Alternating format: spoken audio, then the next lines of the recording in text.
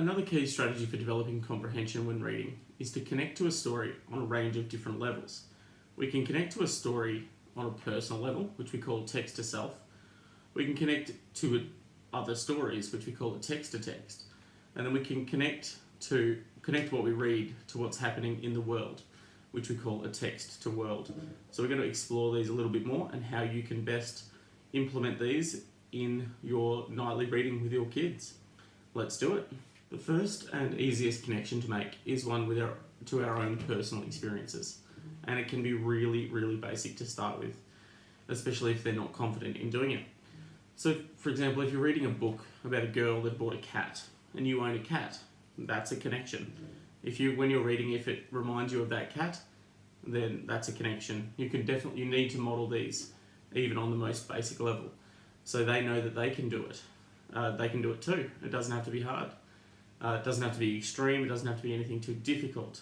And as they start to do it on their own and consistently, then you can start to model more difficult connections to your life as well and encourage them to do the same. The connection doesn't have to be exactly the same as what you read in the book.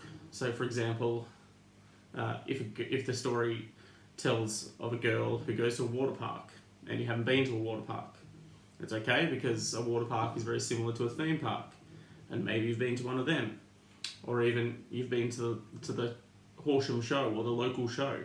It's still a place where there's a bunch of rides for kids to go on.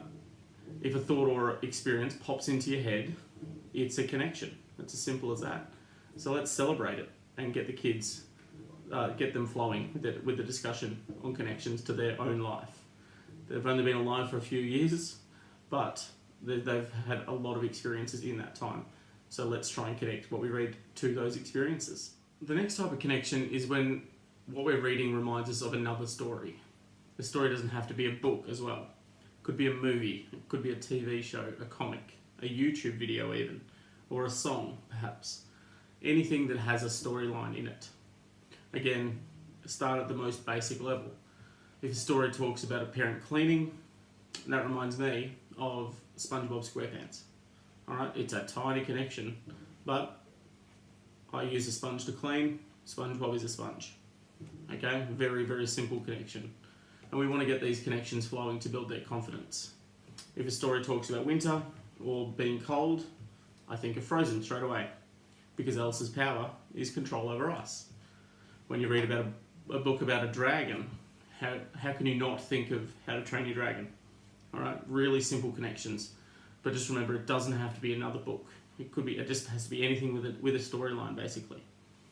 Kids really enjoy this one, especially when they start getting them. And you should definitely nurture that and throw some in for yourself as well. They don't have to necessarily understand it, but they want to see you modelling it and you connecting to what you're reading as well. So the final and definitely the most difficult connection to make is when we connect what we read to events that are happening in the world. The reason this one is the hardest is because kids don't read the paper. They don't keep up with current events generally. They don't watch the news most of the time. So they just don't know what's happening in the world.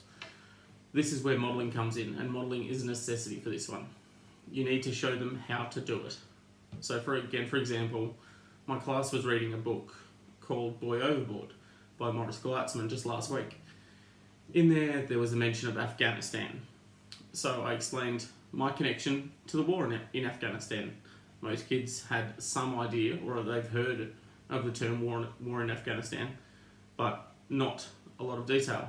But they saw the connection that I was making, and that's exactly what I was after. Again, start off really basic. There are many things that happen in the world at their level that connect with them. Main ones being bullying, being safe in different situations, big sporting events and things like that. Things that kids are familiar with. Kids love when they get these, they absolutely love it. And you really want them to get them because they will not stop trying to get them. And that is exactly what we want them to be able to do. So there you have it.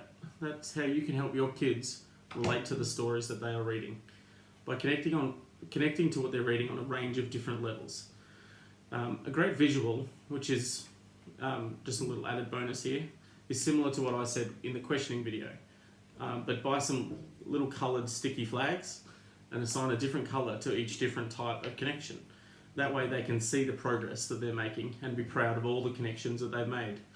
But I urge you, don't take them out when you turn the page. Keep them there, and then you will end up with something like this. You'll see we've just started reading this book and all the connections that are here. With other clients of mine, you will see the whole book is just filled with different coloured sticky flags, and it's really motivating, and it gives them a real sense of pride that they've been able to connect to a book that many times and on that many different levels. So especially if your kid's a visual learner, it's definitely a great way to do it. Same with the questioning. Work out a cue, and you could use the same as the questioning, where they give you sort of a cue and you can place the sticky note on there so that they're not forgetting where they're up to. They're not it's not affecting their fluency levels. So there you have it, just a little added tip for those that stuck around to the end of the video. Have a great night. See you later.